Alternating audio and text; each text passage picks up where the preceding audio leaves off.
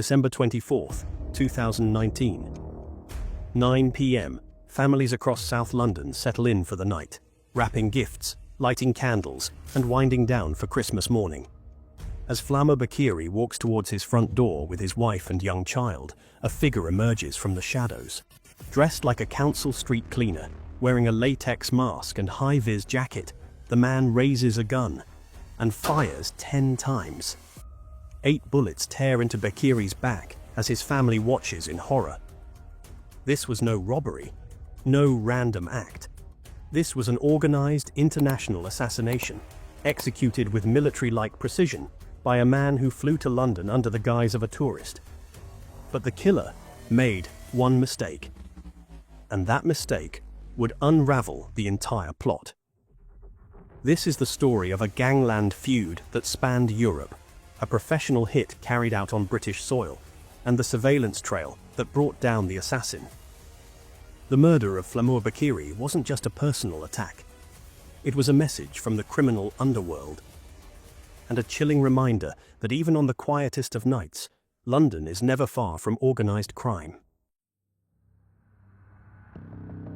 To the outside world, Flamur Bakiri was a family man, a successful music executive, a devoted husband, loving brother to reality TV star Mise Bakiri, known from The Real Housewives of Cheshire, and a father of 2.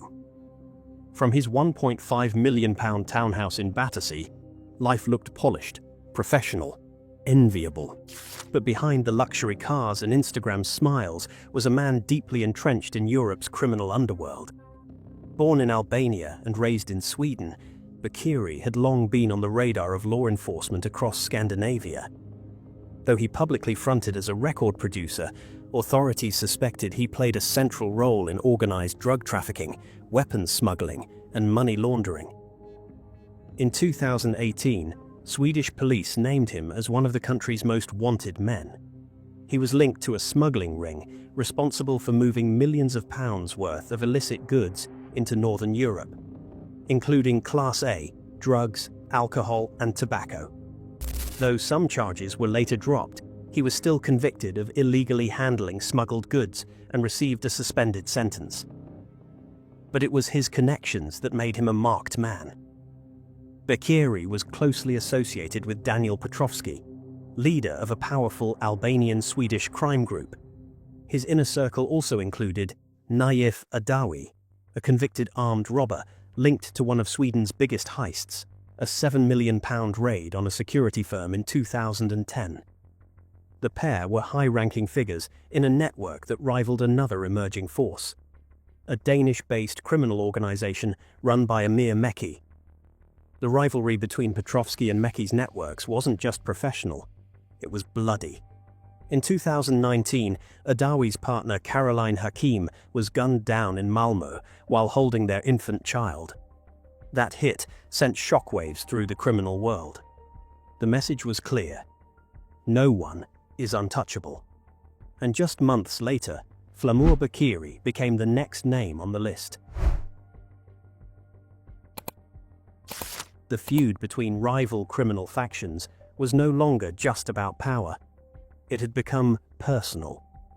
After the murder of Naif Adawi's partner in Malmö, the Petrovski network knew retaliation was coming.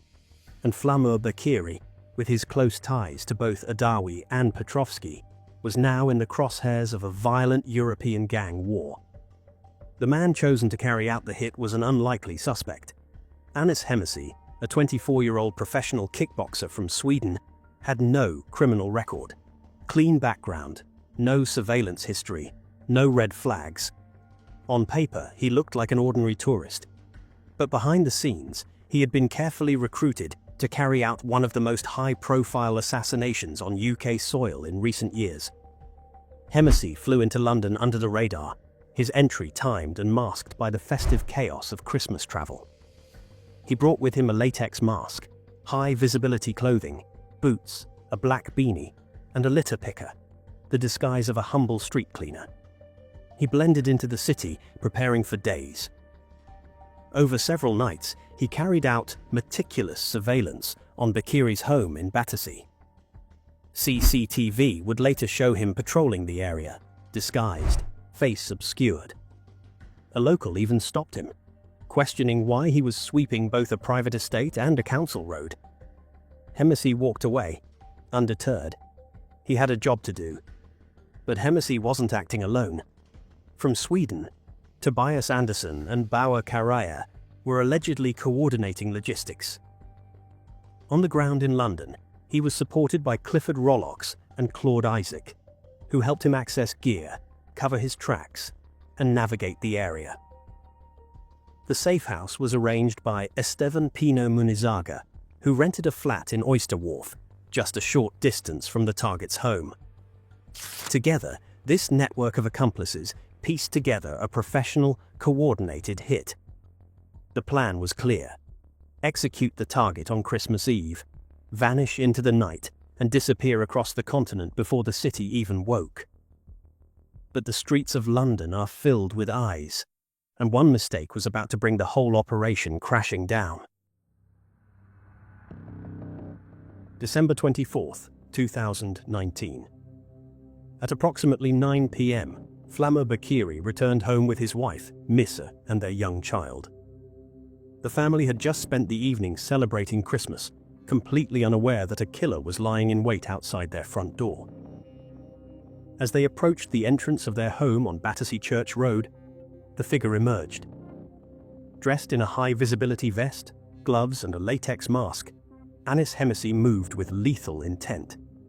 Without a word, he raised a gun and opened fire. 10 rounds were discharged. 8 struck Flamur in the back. He collapsed on the pavement, fatally wounded. His wife screamed and their young child stood frozen in shock. The scene was devastating, not just for the family, but for the quiet, affluent neighborhood that had never witnessed such targeted, cold-blooded violence. Hemmesy didn't hesitate. His escape plan had already been rehearsed. He fled on a bicycle, chosen deliberately to blend in with London traffic, but uncommon enough to later stand out to investigators. He disappeared into the night, headed for a flat nearby, stripped off his disguise, and prepared to vanish. By the early hours of Christmas Day, Hemmesy had boarded a flight from Heathrow to Copenhagen. He traveled under his own name, quietly slipping out of the country before police could even process the horror left behind. For hours, the murder of Flamur Bakiri was a mystery. A team of detectives was already beginning to follow a trail of surveillance footage, eyewitnesses, and forensic clues that would reveal one of the most elaborate assassinations ever carried out in modern London. Within hours of the shooting, the Metropolitan Police launched a major investigation. Detectives quickly ruled out robbery. This was a calculated execution. Their first major lead came from the city itself. London is one of the most heavily surveilled places in the world. It was through this vast web of CCTV footage that police began to piece together the killer's movements. Days before the shooting, a man had been spotted patrolling the area around Flamur Bakiri's home.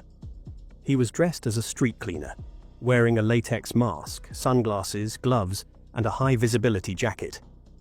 Detectives followed the suspect's escape route via CCTV, on foot at first, then on a distinctive green lady's bicycle. The trail led them to Oyster Wharf, a riverside flat just a short distance from the crime scene.